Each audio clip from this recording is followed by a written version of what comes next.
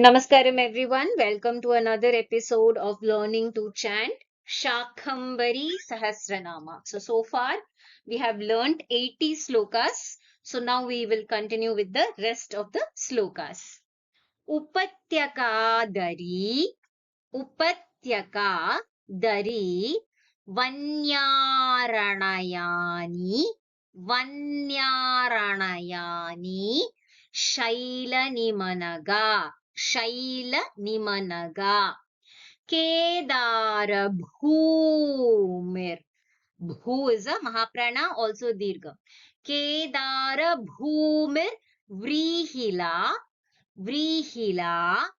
Kamalar Dhir. Mahaprana again. Kamalar Dhir Mahaphala. Again, Mahaprana. Mahaphala. Upatyakadari Vanyaranayani Shailanimanaga Kedara Bhumir Vrihila Kamalardhir Mahaphala Upatyakadari Vanyaranayani Shailanimanага Kedara Bhumir Vrihila Kamalardhir Mahaphala इक्षुमत्युर्जिता इक्षुमत्युर्जिता जम्बूपन जम्बूपन साम्रादिशालिनी जम्बूपन साम्रादिशालिनी अष्टापदखनी ख महाप्राणा अष्टापदखनी Raupya Khani, again Mahaprana, Khani, Ratna, Khanih. So after Khani here you have a Visarga. So you will take it followed by the Kha. So it takes the Ich sound. So you will say Ratna Kanih Khanihi. Ratna Kanih Khanihi. So continuous Mahapranas. Okay. All the Khas in the second padas are the Mahapranas. इक्षुमत्युर्जिता जम्बूपनसाम्रादिशालिनी अष्टापदखनी रौप्यखनी रत्नखनिः खनिः इक्षुमत्युर्जिता जम्बूपनसाम्रादिशालिनी अष्टापदखनी रौप्यखनी रत्नखनिः खनिः Rucham, Bhava. Again, Mahaprana. Bhava Khanir. Ha. Again, Mahaprana. Bhava Khanir. Jiva Khanis. Jiva Khanis. So if you see here, after Khani over here, the next word, Visarga is followed by Sa. So it's taking the Is sound. So you say Khanis. So you will say Khanis. Saubhagya Sathanihi Sathanihi Lavanyasya Khanir Dhairya Khanish Shaurya Khanihi Shaurya Khanihi. So if you see here, everywhere after Visarga, the second line on to the first pada and the second pada, both as the Visarga. So in the first pada, Visarga is followed by Sa. In second pada, if you see, it is followed by Sha and Kha. Okay, so whatever is the Akshara coming after Visarga, it will take that sound.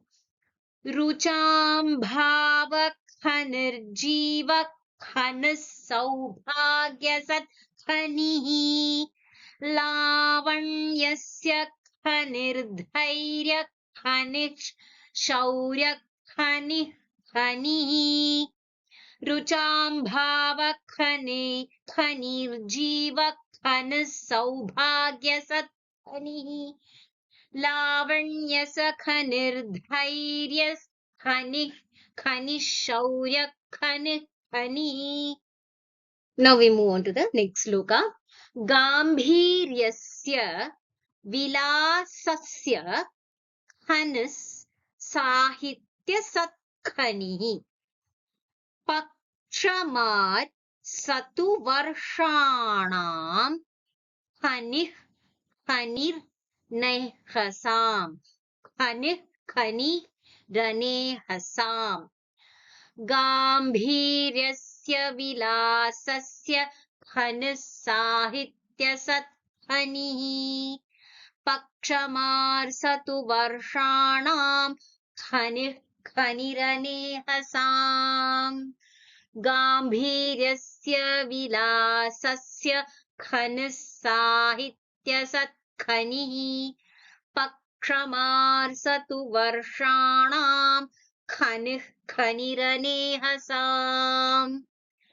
खनिश्च युगकल्पानां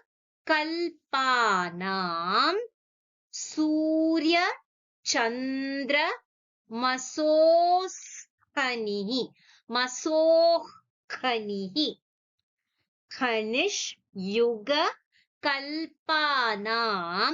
सूर्यचन्द्रमसोःखनिः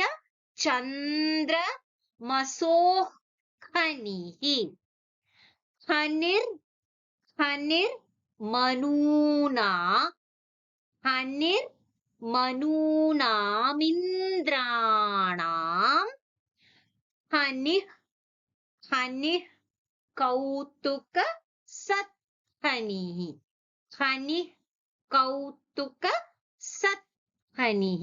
So if you see here in this particular slokas, you'll have the kha mahaprana more in this particular sloka from 81. खनिश्च युगकल्पानां सूर्यचन्द्रमसोः खनिः खनिर्मनूनामिन्द्राणां खनिः कौतुकसत्खनिः खनिश्च युगकल्पानां सूर्यचन्द्रमसोः खनिः खनिर्मनूनामिन्द्राणां खनिः कौतुकसत्खनिः. Now we move on to the next sloka. Mashi lekhanika patri varna panktir lipih katha kavita kavya kartri cha desha भाषा जनश्रुतिः मशीलेखनिका पात्री वर्णपङ्क्तिर्लिपिः कथा कविता काव्यकर्त्री च देशभाषा जनश्रुतिः मशीलेखनिका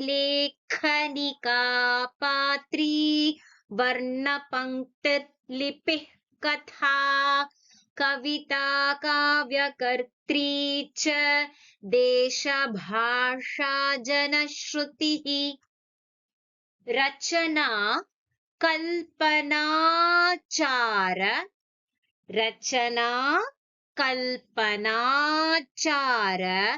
भटी घाटी पटीयसी अपसव्य लिपिर्देवलिपि अपसव्य लिपिर्देवलिपि रक्षोलिपिर्लिपिः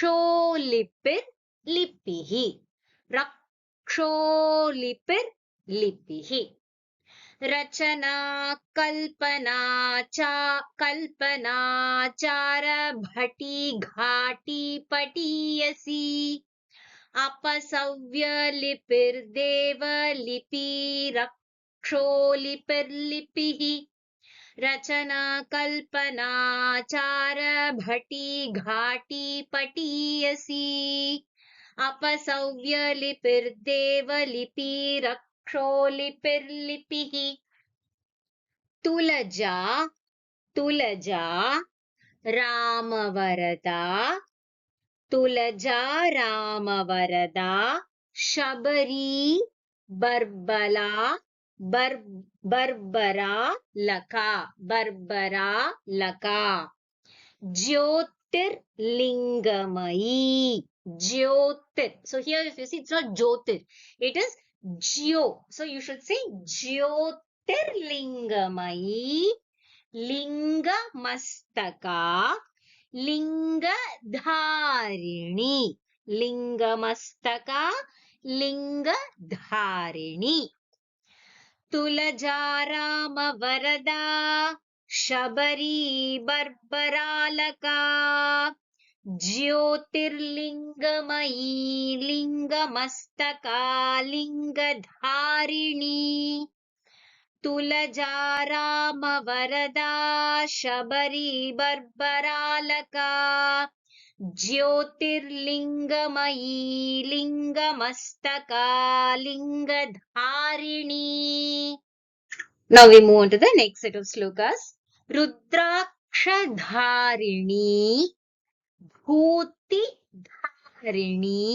लैंगिकव्रता विष्णुव्रतपरा विष्णुमुद्रिका प्रियवैष्णवी रुद्राक्षधारिणी भूतिधारिणी लैंगिकव्रता विष्णुव्रतपरा विष्णुमुद्रिका प्रियवैष्णवी रुद्राक्षधारिणी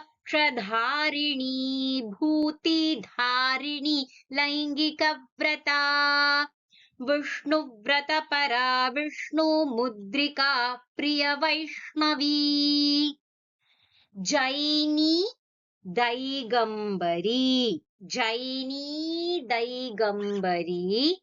नानाविध वैदिक मार्गग पंचद्रविड संसेव्या पंचगौड़ समर्चिता जैनी दैगंबरी नानाविध वैदिक मार्गगा पंचद्रविड संसेव्या पंचगौड़ समर्चिता जैनी दैगंबरी नानाविध वैदिक मार्गगा पंचद्रविड संसेव्या पंचगौड़ समर्चिता